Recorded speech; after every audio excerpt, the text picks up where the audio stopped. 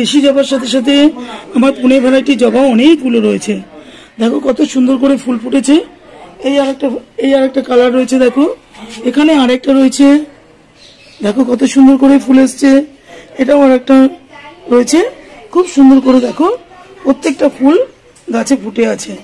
আরো অনেকগুলো গাছ আছে, সেগুলো তোমাদের সাথে শেয়ার করব। আর কি করে গাছগুলো দিয়ে অসম্ভব সুন্দর এত প্রত্যেক দিন ফুল পাচ্ছি সেটাও তোমাদেরকে আজকে আমি দেখাবো।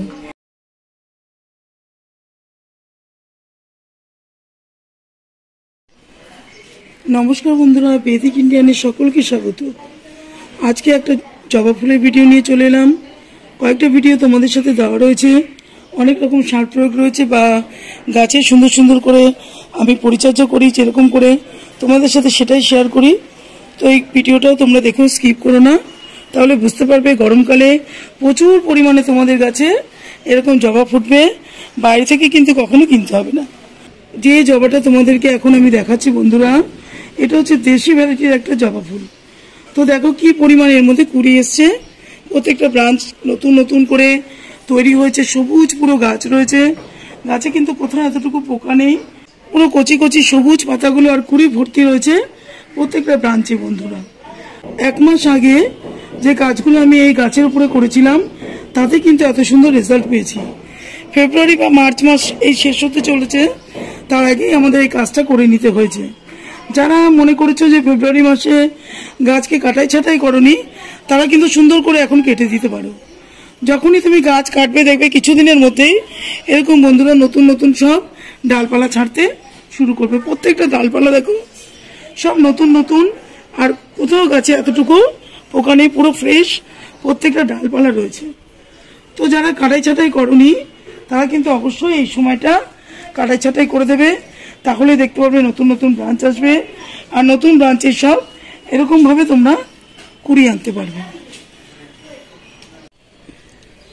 তো যেটা আমি বলছি, যেরকম এটা দেখতে পাচ্ছি, এটা কিন্তু আমার মাটির গাছ, টবের গাছ না, ছোট্ট জায়গার মধ্যে এটা একটা বসানো রয়েছে। নিচে থেকে সমস্ত ডাল যখনই বেরোবে বন্ধুরা, সব নিচের ডাল কিন্তু সবসময় কেটে পরিষ্কার করে দেবে। পর্যাপ্ত পরিমাণে রোদ পড়বে আর পোকার আক্রমণ কম হবে। গাছটা দেখো প্রত্যেকটা পাতা, প্রত্যেকটা ব্রাঞ্চের মধ্যে কিন্তু রোদ্দুর পড়ছে। কোনো ছায়াযুক্ত জায়গায় যদি তোমরা গাছকে রেখে দাও তাহলে পোকা ভর্তি হয়ে যাবে। কিছুটা সময় ধরো প্রায় 3-4 ঘন্টা রোদ কিন্তু অবশ্যই দরকার জবা গাছে। আর গরমে যত তুমি এই গাছের মধ্যে রোদ্দুর লাগাতে পারবে, রোদ্দুর স্থানে তোমরা গাছটা যেখানে তোমাদের বাড়িতে রোদ্দুর আছে সেই জায়গায় যদি তোমরা টবটাকে বা গাছটাকে রাখতে পারো, তাহলেই সুন্দর করে গাছে প্রত্যেকটা দিন এরকম গাছ ভর্তি ফুল পাবে। তো এর জন্য কিছু কিছু পরিচর্যা দরকার। প্রথম হচ্ছে কাটাই ছাটাই। দেখো বন্ধুরা, তোমরা লক্ষ্য করে দেখতে পারবে এখানে কিন্তু অনেক বড় বড় করে আমি প্রত্যেকটা ডাল কেটে দিয়েছি। ডাল কেটে দেওয়ার পরে যে নতুন নতুন করে এই ব্রাঞ্চগুলো বেরোচ্ছে, তারপরে নিচে থেকে যে ব্রাঞ্চগুলো বেরোবে সেটা অবশ্যই কাটাই ছাটাই করে দেবে, নিচে সবসময় ফাঁকা রেখে দেবে, আর গাছের গোড়া খুব পরিষ্কার রাখবে। 15 দিন অন্তর যে কাজটা আমাদের করতে হবে, যে ফার্টিলাইজারটা ইউজ করতে হবে, সেটা কিন্তু আমাদের অবশ্যই করতে হবে। তার জন্য কিন্তু এত সুন্দর করে সবুজ পাতাগুলো বেরোয়। যে কাজগুলো আমাদের পরপর যে ফার্টিলাইজারগুলো বা কম্পোস্ট আমাদের ইউজ করি আমরা, তার জন্যই গাছকে খুব সুন্দর করে তোমরা এইভাবে তৈরি করতে পারবে। তো চলো আমি আরও কিছু গাছ আছে তোমাদের সাথে সেটা শেয়ার করি। দেখো বন্ধুরা, দেশি জবার সাথে সাথে আমার পুনে ভ্যারাইটি জবা অনেকগুলো রয়েছে। দেখো কত সুন্দর করে ফুল ফুটেছে। এই আরেকটা কালার রয়েছে, দেখো এখানে আরেকটা রয়েছে, দেখো কত সুন্দর করে ফুল এসছে। এটাও আরেকটা রয়েছে, খুব সুন্দর করে দেখো প্রত্যেকটা ফুল গাছে ফুটে আছে। আরো অনেকগুলো গাছ আছে, সেগুলো তোমাদের সাথে শেয়ার করব। আর কি করে গাছগুলো দিয়ে অসম্ভব সুন্দর এত প্রত্যেক দিন ফুল পাচ্ছি সেটাও তোমাদেরকে আজকে আমি দেখাবো। এই গাছগুলো আমি করি নিজের হাতে, তাই সেটাই তোমাদের সাথে আমি শেয়ার করি। এভাবে যদি তোমরা করতে পারো গাছগুলো, তাহলে প্রত্যেকটা গাছ তোমাদের সুন্দর থাকবে, সতেজ থাকবে, আর কুড়িতেও ভর্তি থাকবে। সেকেন্ড যে কাজটা তোমরা করবে বন্ধুরা, এখন কিন্তু অনেক রকমের অনেক কালারের জবা পুরো নার্সারি ভর্তি হয়ে আছে। তো এরকম দেখে তোমরা দেখো, আমি এটা নতুন কিনেছি। এটা গাছের পুরো অনেকগুলো শাখা রয়েছে, খুব সুন্দর গ্রোথ রয়েছে, কুড়িও রয়েছে গাছ ভর্তি। তো এরকম একটা গ্রোথ গাছ দেখে তোমরা গাছ অবশ্যই জবা কালেকশন করতে পারো। তো এটা এনে কি করবে, তোমরা সঙ্গে সঙ্গে রিপোর্ট করবে না, 2-1 দিন বাগানের সাথে রেখে দেবে তোমাদের গাছের সাথে। আর তারপর সুন্দর করে মাটি তৈরি করে গাছটাকে প্রতিস্থাপন করবে। প্রথমেই অনেকগুলো সার মাটি তোমরা দিয়ে দেবে না। গাছ প্রতিস্থাপনের সময় তোমরা 50% গার্ডেন সয়েল নিয়ে নেবে, তার সাথে 10%-এর মতো বালি নেবে, 10% কোকোপিট নেবে, 30% কম্পোস্ট নেবে। সেটা ভার্মি কম্পোস্ট হতে পারে বা গোবর সার হতে পারে। তো এইভাবে মাটিটাকে সুন্দর করে দিয়ে তার সাথে 2 চামচ নিমখোল মিশিয়ে নেবে। নিমখোল দিলে মাটিটা খুব সুন্দর থাকবে, মাটিতে কখনো শেকড়ের মধ্যে পোকামাকড় হবে না। তো নিমখোল দিয়ে খুব ভালো করে মাটিটাকে মিশিয়ে নিয়ে তোমরা গাছটাকে প্রতিস্থাপন করে দেবে। যখন দেবে গাছে নতুন নতুন এরকম পাতা ছাড়বে তখন তোমরা সার প্রয়োগ করবে। তার আগে বন্ধুরা সার প্রয়োগ করবে না, তাহলে গাছ নিতে পারবে না। গাছ এরম কি সেরম বসে থাকবে, গাছ একটু কিন্তু বড় হবে না। এটা গেল দ্বিতীয় পয়েন্ট। তৃতীয় দেখো তোমাদের সাথে যে জিনিসটা আমি শেয়ার করবো বন্ধুরা, এটা একটা ব্যাঙ্গালোর বা পুনে ভ্যারাইটির জবা। খুব সুন্দর একটা কালারের জবা। দেখো অনেক প্রচুর পরিমাণে আমাকে শীতকালে ফুল দিয়েছে। তারপরে কি হচ্ছে, গাছ পুরো রুগ্ন হয়ে গেছিল। আর ছোট পটে এটা রয়েছে, খুব একটা বড় পটে এটা নেই। জবা গাছ একটু বড় পটে 12 ইঞ্চিতে দিলে খুব ভালো হয়। তো গাছ আমি এনে সঙ্গে সঙ্গে বড় পটে দিই না, এবং ছোট পটে রাখি। যখন দেখি গাছ একটু নতুন করে গ্রোথ নিয়েছে তারপরে আস্তে আস্তে আমি বড় পটে গাছগুলোকে দিয়ে দিই। তো মার্চ মাসে দেখো গাছটাকে খুব সুন্দর করে আমি হার্ড প্রুনিং করে দিয়েছিলাম।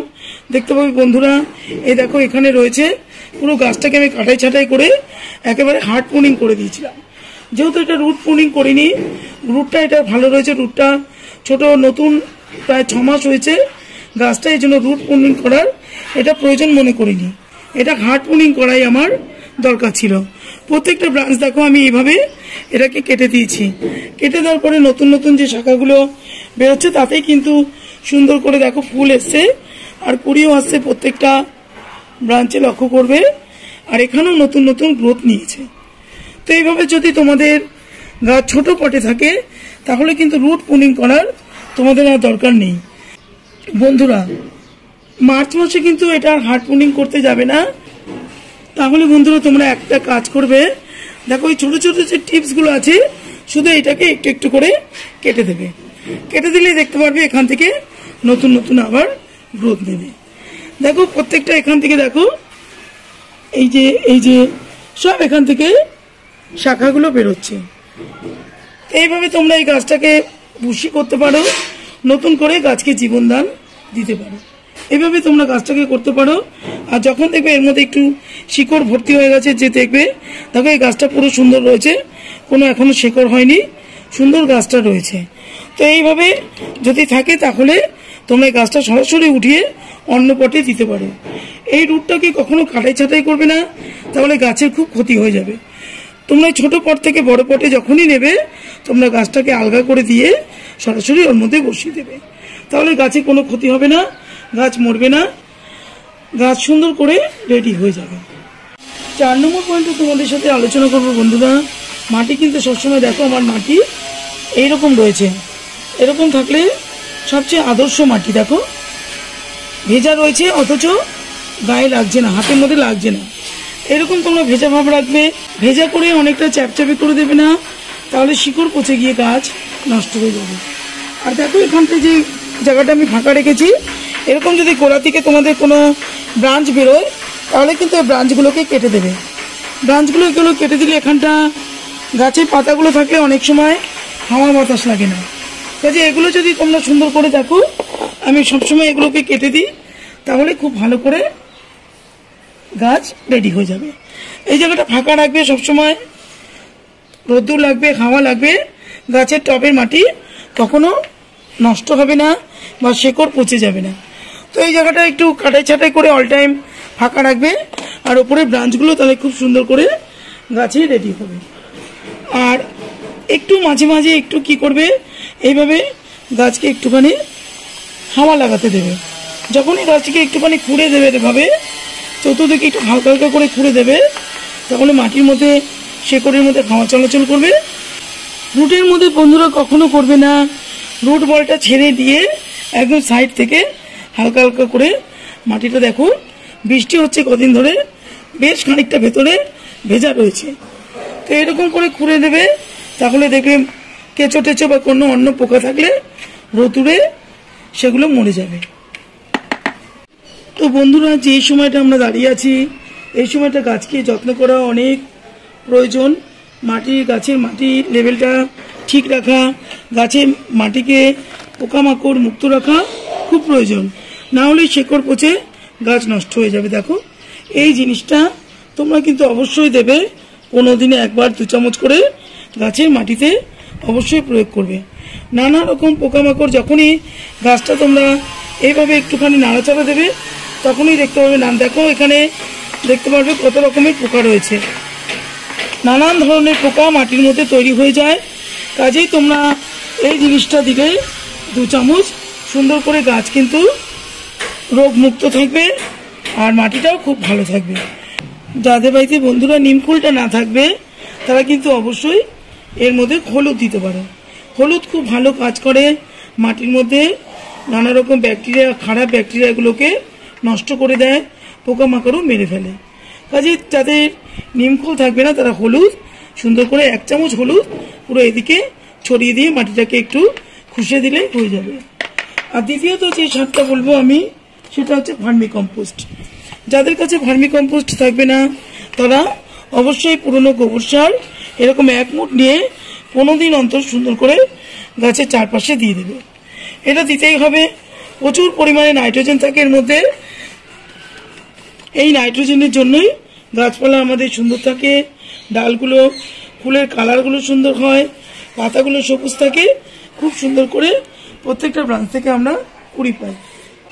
শেষে বন্ধুরা যে ফার্টিলাইজারটা তোমাদের দেখাচ্ছি, তৃতীয় ফার্টিলাইজার, এটা তোমরা অবশ্যই এই সময় দাঁড়িয়ে গাছ ইউজ করবে। এটা একটা লিকুইড ফার্টিলাইজার, এটা সর্ষে খোল আমি ভিজিয়ে রেখে দিই সবসময়, একদম পাতলা দেখতে পাবে বন্ধুরা, একদম পাতলা করে দেবে। এরকম দেখো, এরকম পুরো জলের মতো পাতলা, ঠিক এরকম পাতলা করে দেবে, ঘন করে দেবে না, তাহলে গাছে ফাঙ্গাস তৈরি হয়ে যাবে। এরকম পাতলা করে নিয়ে পুরো 1 কাপের মতো গাছের গোড়াতে সুন্দর করে দিয়ে দেবে, যেভাবে আমি দিচ্ছি দেখো এইভাবে সুন্দর করে তোমরা চতুর্দিকে দিয়ে দেবে। দিয়ে দেওয়ার পরে আরেকটা জিনিস তোমাদের বলবো, যে গাছের মাটি যদি কখনো ভেজা থাকে, যখন তখন বৃষ্টি আসছে, যে বৃষ্টিতে যদি টবের মাটি ভেজা থাকে তাহলে কিন্তু লিকুইড ফার্টিলাইজার কখনো দেবে না। তাহলে সাইডে একটুখানি গর্ত করে তোমরা সর্ষে খোলের গুঁড়ো 1 চামচ নিয়ে এরকম দিয়ে এটাকে মাটি চাপা দিতে পারো। সেটা 15 দিনে তোমরা একবার করবে, রোজ রোজ করবে না। আর হচ্ছে গিয়ে যখন দেখবে যে গাছের মাটি শুকনো রয়েছে তাহলেই তোমরা নানা রকমের লিকুইড ফার্টিলাইজার দিতে পারো।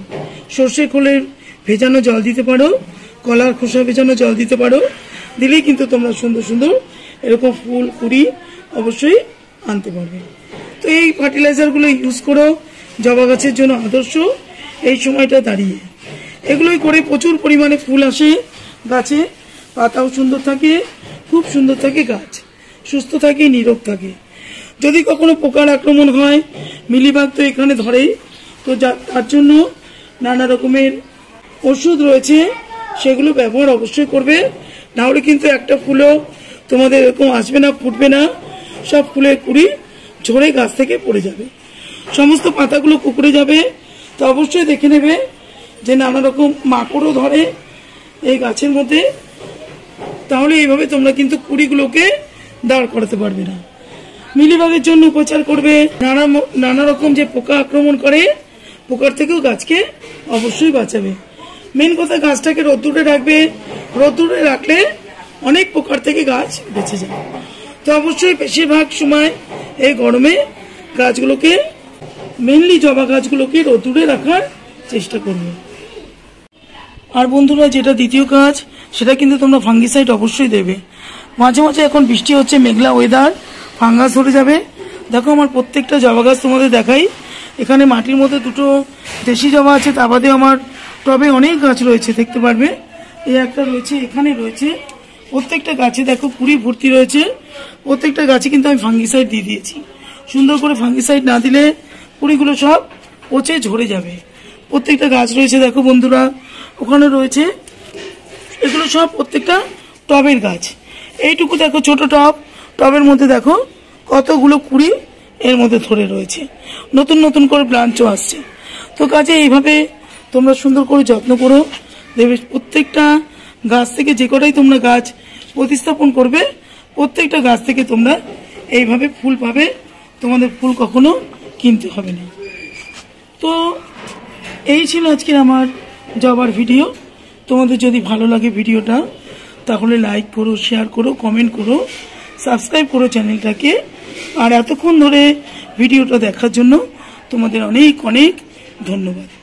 আজকের মতো রাখবো বন্ধুরা, তোমরা সকলে ভালো থেকো, সুস্থ থেকো, ভগবানের কাছে এই প্রার্থনা করি।